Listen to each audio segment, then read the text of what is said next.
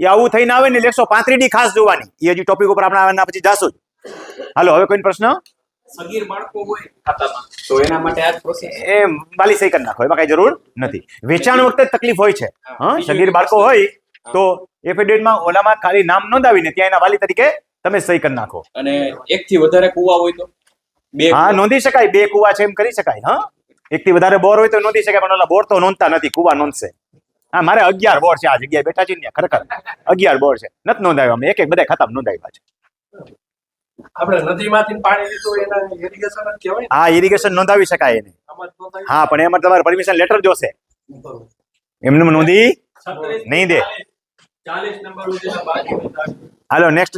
એ કામ ચાલુ થાય ત્યાં જાતા જ જાજો. એના માટે તમારી પાસે પરમિશન લેટર હોય ને પાણી લેવાનું, એ જોડવો પડે. પેલા હતો, હવે તો તો હવે નો નોંધાય, કારણ કે કેનાલ વાળાની હોય પરમિશન લેટર. કેનાલ ને પાણી લેવાનો હક આમાંથી કેટલા કેનાલો આવે છે? તમને કઈ લેટર આપ્યા હોય છે ને, આપેલા હોય, કોઈ ન મેળવ્યો એની વાત જુદી છે. હોય પરમિશન લેટર હોય જ, તમે એમને પાણી ઉપાડી શકો નહીં. એ ભાઈના ભાગ પડ્યા એમાં પછી કૂવો ચડાવવાનો નેક્સ્ટ ટોપિકમાં આવશે. નેક્સ્ટ ટોપિકમાં આવશે. 3 ટોપિક લેશું આપણે કુવા અંગેના. હા, કનેક્શન મેળવ્યું છે એમાં કુવા સિવાયનું કાંઈ હમણાં નહીં. એમાં 16 નંબર પેલા આપી દીધો, મજા વગર તેમાં વાંધો નહીં આવે. બે જાઓ તે બધા ટોપિક પછી. કુવામાં અત્યારે આ વિષય હાલે છે, ઈ વિષય 3 પૂરા થઈ જાય પછી ઈ રિલેટેડ બીજા બધા પ્રશ્નો. હા, તલાટીનું હાલે. હા, જો 3 વસ્તુ હોય છે. કેનાલ વિભાગ જુદી હોય છે, ખબર હશે, બરોબર? તો કેનાલ વિભાગે પરમિશન આપી હોય. ગામ તળાવ હોય તો પરમિશન તમને તલાટીએ કે સરપંચે લખી આપેલા હોય. એ પંચાયતમાં લખાઈ આવવાનું હોય, સરપંચ લખી દે બધું. હા, અને સરપંચનો લેટર, સરપંચ રાજા કહેવાય, એના લેટર હાચા રાજા જ કહેવાય, એટલે લેટર પેડ ઉપર નોંધાઈ જાય. તલાટી છે ને રેવન્યુ સચિવ કહેવાય. ગાંધીનગરમાં કેમ સચિવ બેઠો હોય, અને તમારા ગામનો સચિવ તલાટી છે, એટલે લખી દે એટલે ચડી જાય. કઈક આધાર હોવો તો જોઈએ જ. હાજી,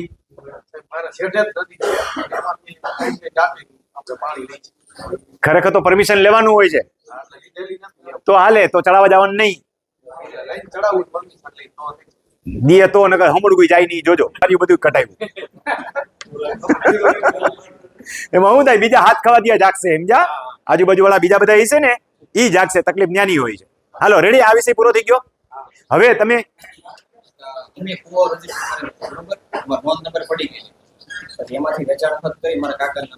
નેક્સ્ટ ટોપિક છે 3. જો બરાબર સમજી લો મને, કુવા માટેના 3 છે. પ્રથમ કુવો નોંધાવશું, પછી કુવામાંથી ભાગ નોંધાવશું આપણે, અને પછી કુવામાંથી ભાગ જતો કરવાનો નોંધાવીશ. એની હું જરૂરિયાત છે. હા, એટલે એ રિલેટેડ હમણાં કોઈ પ્રશ્ન ન પૂછો. હાલો,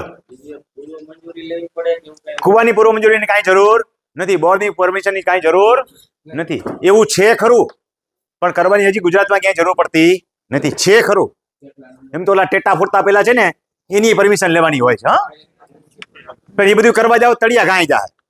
નોંધાવી દો છે, એ નોંધાવી દો પાછળથી. પ્રક્રિયા પૂરી કરી નોંધાવા જવાનું, ચાલુ પ્રક્રિયા નોંધાવા જતા નહીં, બરોબર?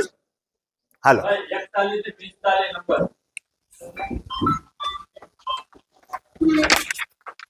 હવે જે ઉભા થઈને જાય છે ચિંતા ન કરતા, ફોર્મેટ 3 હરખી જ છે. હા, એટલે ત્રીજી ફોર્મેટ જયારે આવશે ને બીજી, એને જેવી જ છે, ખાલી હક દેવો એટલો જ ફરક પડશે. હાલો, હવે ચાલુ કરીએ. કૂવો કે બોર, તમે એફિડેવિટ તો કરાવી લીધું. હવે તમે નોંધાવા દેશો ને, તો તમારે શું શું જોશે? તો પેલા તો એક સાદું પ્રમાણપત્ર તમને તલાટી મંત્રી લખી દે, 16 નંબરનું પત્રક, બરોબર છે? 16 નંબરની કોપી હું લઈ આવ્યો છું, એ હમણાં બધાને દેવાની છે, દઈ દઈએ. ખમી જાવ, દઈએ ત્યાં ઓલે રજીસ્ટ્રેશનની કાર્યવાહી આગળ. હાલ,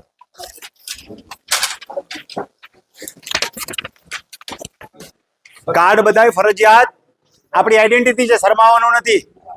હા, હે ના કેદી નંબર નથી યાર, મહેમાન નંબર આટલા. હા, હા, બધે કોન્ફરન્સમાં આવે છે, મહેમાન નંબર આટલા. એટલે ખાલી વિઝિટ લેવા જાવ તોય હોય છે. આ તો રાજકોટ વાળા મફત ટેવાયેલા છીએ, બાકી નોઈડા સેક્ટર 16 ની અંદર જાવ ને, કલ્પના કરો કેટલી ટિકિટ હશે? 5000 રૂપિયા એન્ટ્રી ફી. કેટલી? નોઈડા સેક્ટર 16 કોઈ ગયા હોય પરિચોક, 5000 રૂપિયા એન્ટ્રી ફી. મફત કશું હોતું જ નથી ને, એની જ મૂલ્ય હોય છે. બાકી તો ઓલા થેલા ભરી આવે પસ્તીના, સમજ્યા? ઓલાને બિચારાને બહુ કિંમતી હોય, અને આપણે કારણ વગરના થેલા ભરી આવીએ. હવે તો પ્રગતિ મેદાનમાં 500 રૂપિયા થઈ ગયા.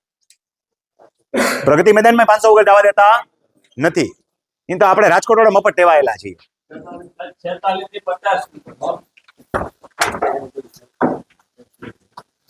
પત્રક આપ્યું છે એ 16 નંબરનો નમૂનો છે, બરોબર છે. તલાટી મંત્રી ભરશે, સોગંદનામું છે ને એના આધારે તમે જાશો એટલે 16 નંબરનું પત્રક તમને ભરી દેશે.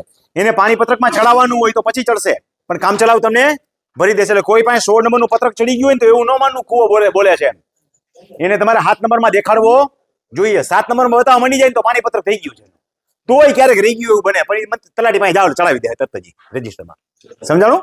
તો પાછળ ભરેલું છે, આગળ કોરું છે, ખાલી તમને સેમ્પલ પૂરતું, કારણ કે જોયું જ ન હોય તો ખબર પડે કે ભાઈ આ ટાઈપનું હોય. અત્યારે એમાં કાંઈ આપણે ભરબંધ થતું નથી, તલાટી મંત્રી ભરશે.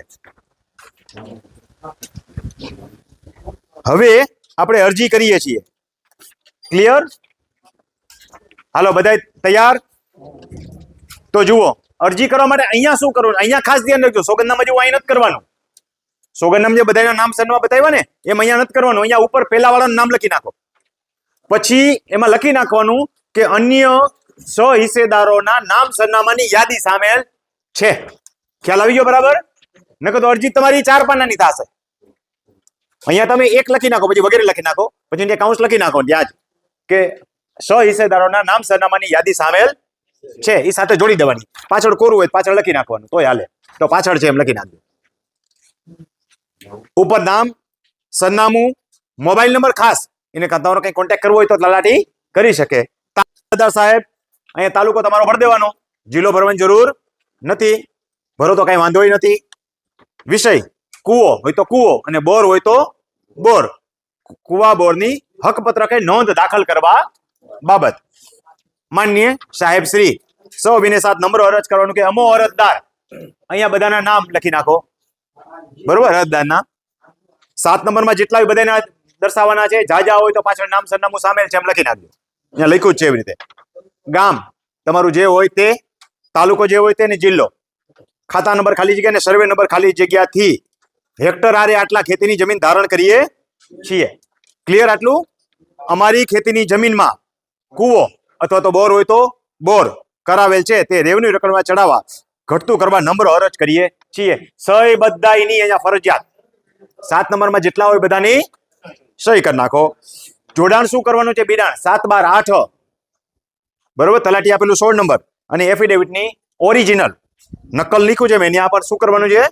નકલ એટલે ઓરિજિનલ, બરોબર છે? તમારે જરૂર પડે કોપી રાખી દો. હવે અહીંયા આ બોક્સ રહ્યું ને તમારા માટે છે, જે બનાવ્યું છે એ અરજીમાં નથી જોડવાનું. જ્યાં બોક્સ લીખું છે એ સૂચના તમારા માટેની છે કે કાગળમાં એકદમ નીચેની વિગતો ધ્યાનમાં રાખવી.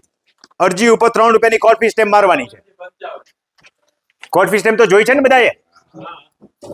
કોર્ટ ફી સ્ટેમ્પ મળે ક્યાંથી? કોઈ આપશે નહીં. નોટરી પાસે લેવા જાવ તો ઈ નહીં આપે, બરોબર? હા, આ રીતે દેખાડી દો બધાને. આમ આમ આગેથી દૂરદર્શન કરાવી દો ને, બસ. ઠીક છે. 3 રૂપિયાની કોર્ટ ફી સ્ટેમ્પ મળતી નથી. 3 રૂપિયા વાળી, રૂપિયા વાળી 3, 2 વાળી 1 ને 1 વાળી 1, 2 વાળી ને 2 માર દો. ઓછી નહીં, વધારે ચાલે. હાલે હાલે, વધારે ગમે એવી 500 વાળી માર દો ને, એમાં સરકારને શું વાંધો છે? ઓછી નહીં, એટલે એક બગડી ગયેલી હોય ને ક્યાંક ચોટેલી હોય પાછી એમાંથી કાઢવાની નહીં, નવી લગાડી દેવાની. 3 રૂપિયાની કોર્ટ ફી સ્ટેમ્પ મારીને આની ઝેરોક્સ કરાવી લો. અરજીની જે અરજી ભરી છે એની શું કરો? ઝેરોક્સ કરાવી લો. એફિડેવિટની ઝેરોક્સ રાખવી તો એ રાખો, પછી આખો સેટ જઈને ઇન્વર્ટ કરાવી દો ઈ ધારામાં. ક્યાં ઇન્વર્ટ કરાવવાનો છે? તમારા ઈ ધારાની અંદર જ, તમારા તાલુકાના ઈ ધારાની અંદર જમા કરાવો એટલે એની 135 ની નોટિસ કાઢશે. કાચી નોંધ પડી કહેવાય. 30 દિવસે પ્રમાણિત થશે. 30 દિવસે પ્રમાણિત થાય એટલે તમારી પાસે કાચી નોંધ આવે ને 135 ની, ત્યારે વાંચવાની હરકી. એમાં કઈ ભૂલચૂક હોય તો તરત જ જવાનું તલાટી પાસે, એટલે સુધારો કરી નાખે. એકવાર પ્રમાણિત થઈ ગયા પછી સુધારો કરવો અઘરો, બરોબર છે? પછી 135 ડી પડી ગઈ, દિવસ પૂરા થઈ ગયા એટલે તમારા 7 નંબરમાં કૂવો અથવા બોર જે હશે નોંધાઈને આવી જશે. અન્ય હકોમાં 7 નંબર ખબર પડે છે ને, અન્ય હકોમાં, બરોબર? ત્યાં કૂવો અને બોર નોંધાઈને આવી જશે. એની નોંધનો નંબર 1 પડી જશે. તમારા ઉપર નોંધના નંબરમાં જેની ઉપર લખ્યું ને અન્ય હકોના નોંધ નંબર, એમાં એક નોંધ નંબર પણ એડ કરીને આવી જશે. હવે આટલી પ્રક્રિયા થઈ કૂવો અથવા બોર નોંધાવા બાબતે આ રિલેટેડ કઈ પ્રશ્ન હોય તો પૂછો.